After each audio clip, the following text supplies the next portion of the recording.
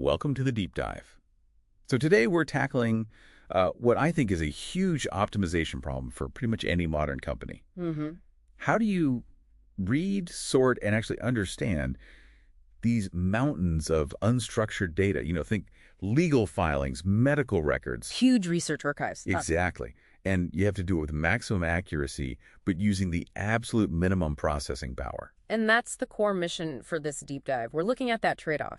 You need the raw speed of, say, a rule-based system, but you also need the nuanced understanding that you can only really get from AI. Right. And the sources we've looked at, they all seem to point to one thing.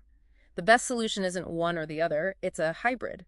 It's this stratified architecture that uses efficient Python for the heavy lifting to clear a path for very specific compressed AI. Okay, let's unpack that, starting with what you call the foundational bottleneck. Just getting the data in, ingestion. Yeah. You might not realize it, but PDFs are just a total nightmare for this. They really are. People think of them like a Word doc, but they're not. They don't store text logically. It's basically a set of printing instructions where to put glyphs on a page. So trying to parse that with a standard Python library is just computationally ruinous. Oh, completely. The key efficiency nugget here is you have to avoid Python's object overhead. You need compiled code. So you use C-optimized stream-based parsers. Things like PyMaPDF or PypDiffium2. And the speed difference is significant. It's not just significant, it's foundational. The benchmarks show they can be up to, 35 times faster? That's your starting point. Wow. Okay, so once the data is actually clean and extracted, we move on to sorting. And if you're just sorting by metadata date, author, that kind of thing, you don't need AI. Absolutely not. That's just overkill. This is a job for pure deterministic speed. And the benchmark in Python is its built-in Timsort algorithm. And Timsort is so interesting because it's not just one thing, right? It's a hybrid. It's a masterpiece of engineering, really. It blends merge sort and insertion sort because it's designed for real-world data, which is almost always partially sorted already. It hits that perfect ON log n performance, but it has this one secret weapon. Which is called galloping. Exactly, galloping. During the merge phase, if the algorithm spots a long pre-sorted run of data, it doesn't check every single item one by one. It just leaps forward. It takes these huge exponential leaps. It just ruthlessly exploits the structure that's already in your data. It's incredibly smart. That is fantastic. But galloping only works on structure. This is where it gets really interesting for me. Semantic sorting. Trying to figure out what a document means. Is it relevant to this lawsuit? What topic does it belong to? That's where AI is essential. And this is where we need to be smart about our compute budget. The standard way is tiered. You use fast, cheap bioencoders for a first pass. Yeah. And then you save the really slow, high-precision cross-encoders for the absolute final ranking. But there's a middle ground. There is. A model like ColBERT that's contextualized late interaction over BERT. So how does ColBERT give you that nuance without the crazy high cost? Well, instead of squishing a whole document down into one single vector, ColBERT creates a set of vectors for the tokens. This late interaction means it keeps way more of the nuance than a bioencoder. But without the massive computational hit of a full cross-encoder. I see. Exactly. But even these specialized models are expensive, so we have to shrink them.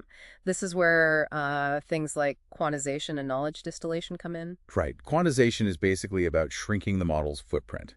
You take these big, heavy 32-bit floating point numbers and you convert them into lightweight 8-bit integers. Like reducing the resolution to save space and speed. Perfect analogy. It cuts the model size by 4 and can give you a 2x, even 3x speedup on a CPU. And distillation. It sounds a bit like, I don't know, making AI whiskey or something. That's a pretty good way to think about it. You use a massive, slow teacher model to train a tiny student model like DistillBERT. The student learns to mimic the teacher's reasoning, but without all the massive size and compute needs. So you put all these pieces together, the fast parser, Timsort, the compressed models. What does the final system actually look like? It all comes down to the filter first principle. You build a cascading classifier. A waterfall. A waterfall.